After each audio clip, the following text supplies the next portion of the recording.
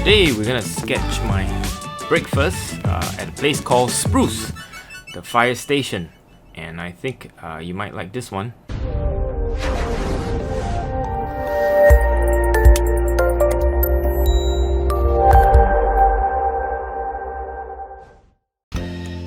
Spruce is a nice place. Used to be a fire station. It's now a restaurant, and it's friendly to doggies. Well, we came here for breakfast and we absolutely love it. The dog love it too. So, as usual, let's start with a simple sketch of my breakfast. Well, I actually ate it first because I was really hungry. Well, don't starve yourself for art. The way I did it was just, to take a photo and then sketch at home. So this is not urban sketching, this is more like photograph sketching. But as you can see, sketching is all about observation. It's about looking at shapes, oval, circles, odd vegetable shapes, elongated shapes, basically from the different type of stuff on a plate. There's bread, there's eggs, there's mushroom, and there is a small bowl of pea. So and the two sausages, of course, and some bacon. I'll talk a little bit about the colors that I suggest. But basically, I don't really put the sketch in the middle. I put it off center and it's slightly to the bottom. In a while, when I color it, you'll see why I do that.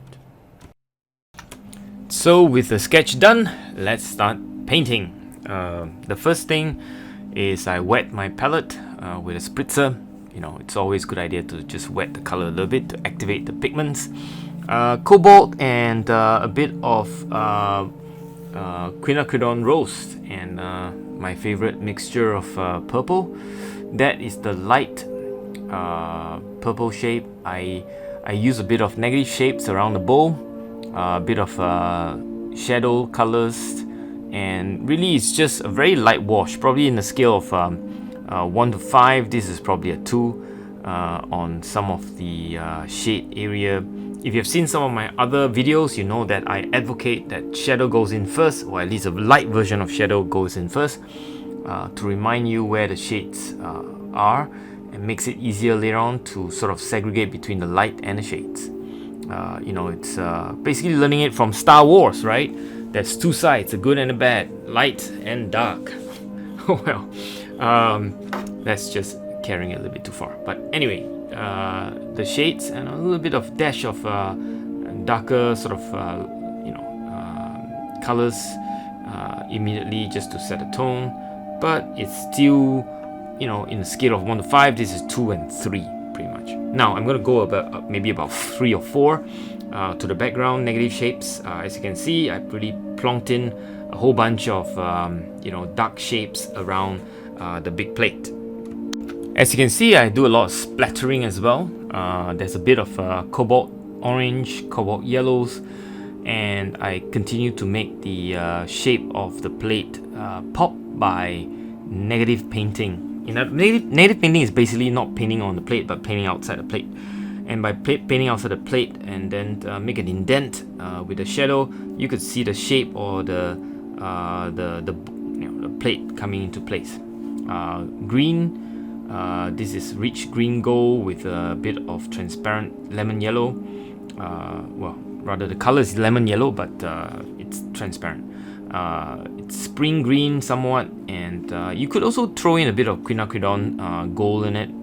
It would work just to warm up the green if you like, but it doesn't matter.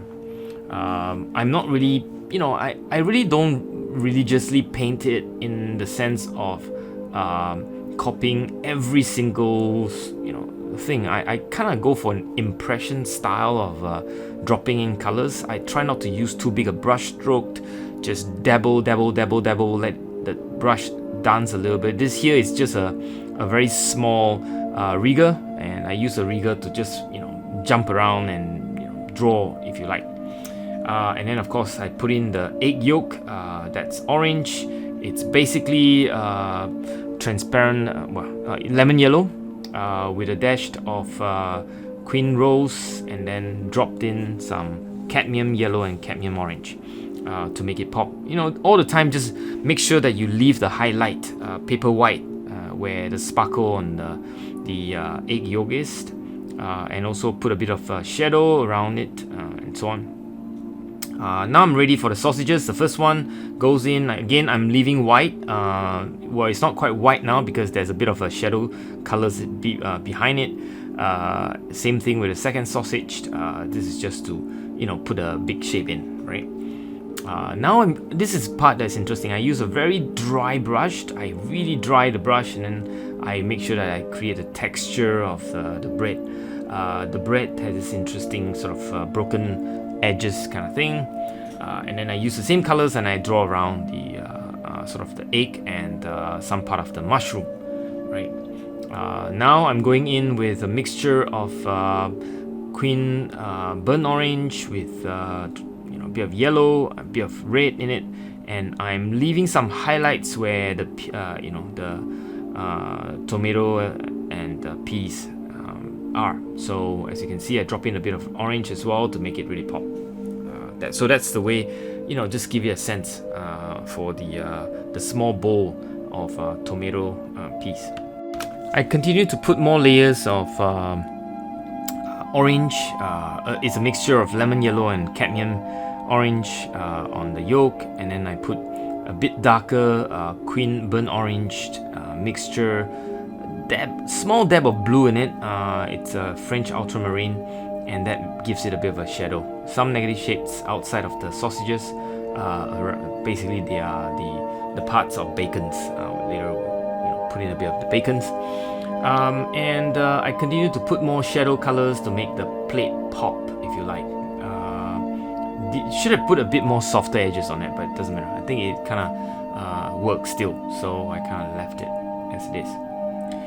For the bacon, I used a combination of Naples yellow and queen rose, a bit of a skin tone type colors, and that gives it a bit of a warm, you know, pinkish warm type color with quite a bit of body, because Naples yellow is opaque. You do need to be careful when you use opaque colors, but it's really nice when you know how to mix it, and it's really beautiful. And in this case, it gives that bacon colors, you know, the glow. Same colors, but mixed with a bit more red thrown into the sausages and some part of the mushroom.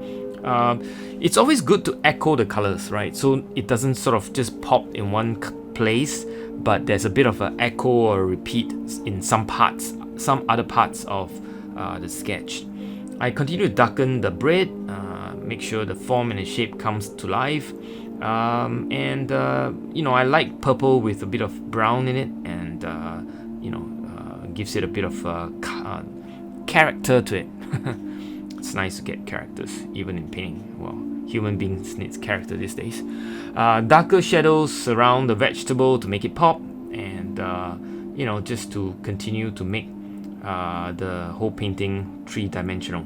There's a little small cherry tomato on the bottom left. Again, don't forget to leave the highlight paper white. I'm done. So that's it for this week. Wheeteck, and I hope you like this one. You know, don't get stressed with too much detail. Just remember to have fun with your sketch. Peace wherever you are. Yeah.